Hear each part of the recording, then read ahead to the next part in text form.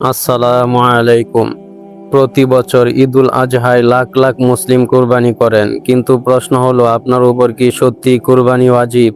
ব্যাংকে কত টাকা থাকলে কুরবানি আদায় করা ফরজ বা ওয়াজিব হয়ে যায়? আজকের এই ভিডিওতে আমরা পবিত্র কোরআন, সহিহ হাদিস ও ফিকে হানাফির আলোকে একদম সহজ ভাষায় জানবো তাদের উপর কুরবানি ওয়াজিব, কেন ওয়াজিব, কিভাবে ওয়াজিব হয় এবং সবচেয়ে গুরুত্বপূর্ণ আপনার সম্পদের হিসাব কিভাবে করবেন। ভিডিওটি শেষ পর্যন্ত দেখুন, কারণ এখানে এমন হিসাব আছে যা আপনার এবারের কুরবানিকে সঠিক ও কবুলের কারণ বানিয়ে দিতে পারে। ফিকে হানাফি অনুযায়ী কুরবানি ওয়াজিব। অন্য মাযহাবগুলো একে সুন্নাতুল মুআক্কাদা বলেছেন, কিন্তু সামর্থ্য থাকলে ছাড়া উচিত নয়।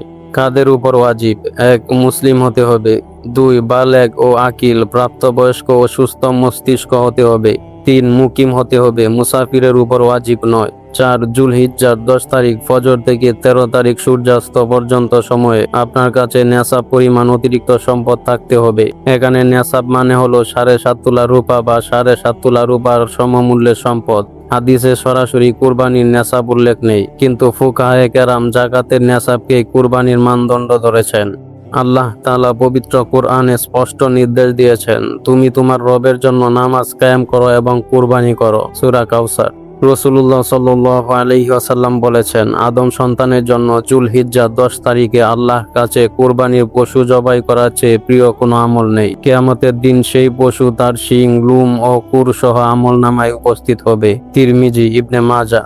আর আল্লাহ তাআলা স্পষ্ট ঘোষণা করেছেন, তাদের গোশত বা রক্ত কখনো আল্লাহর কাছে পৌঁছায় না, পৌঁছায় তোমাদের তাকওয়া। সূরা হজ।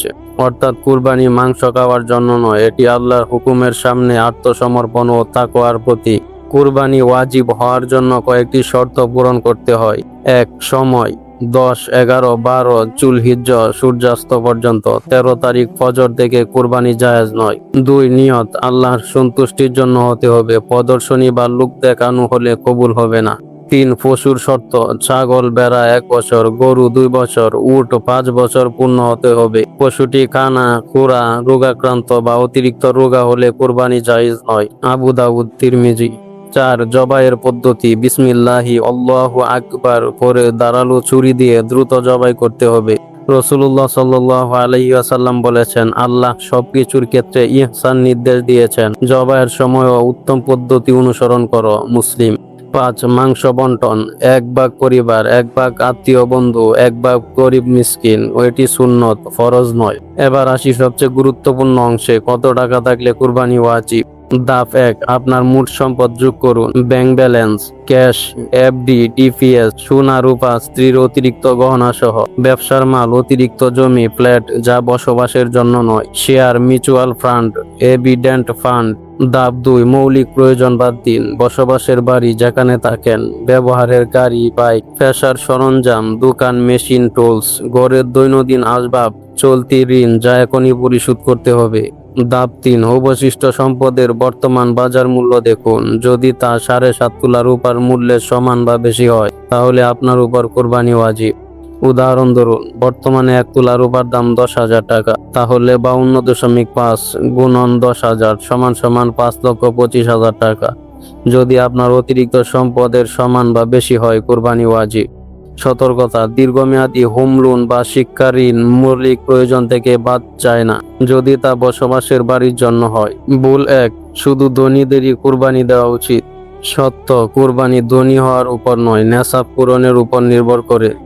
ভুল ২. টাকা জমা থাকলেই হবে, ঋণ থাকলেও কুরবানি দিতে হবে। সত্য: চলতি ঋণ নেশাব থেকে বাদ যায়, ঋণ বাদ দিয়ে নেশাব না হলে ওয়াজিব নয়।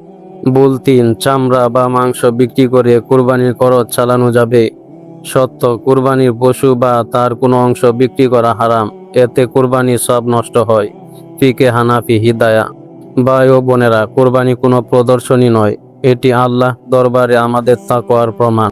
যদি আপনি আল্লাহ নামে পশু জবাই করবেন, তখন মনে রাখবেন, আপনি শুধু মাংস দিচ্ছেন না, আপনি আপনার অহংকার, লোভ ও দুনিয়ার মোহকে আল্লাহর পথে ত্যাগ করেছেন। এবারে জুলহিজ্জায় যেন আমাদের কুরবানি আল্লাহ দরবারে কবুল হয়, সে দোয়া করি। যদি এই ভিডিওটি আপনার জ্ঞান বাড়িয়ে থাকে, তাহলে লাইক দিন, শেয়ার করুন এবং চ্যানেলটি সাবস্ক্রাইব করুন। কমেন্টে লিখুন, ইয়া আল্লাহ, আমাদের কুরবানি কবুল করুন। আল্লাহ আমাদের সবাইকে তাকওয়ার সাথে কুরবানি আদায় করার, গরিবদের সাহায্য করার এবং ইব্রাহিম আলাইহিস সালামের সুন্নাহ অনুসরণ করার তৌফিক দান করুন। সুবহানাল্লাহি ওয়া বিহামদিহি সুবহানাল্লাহিল আযীম। আমিন।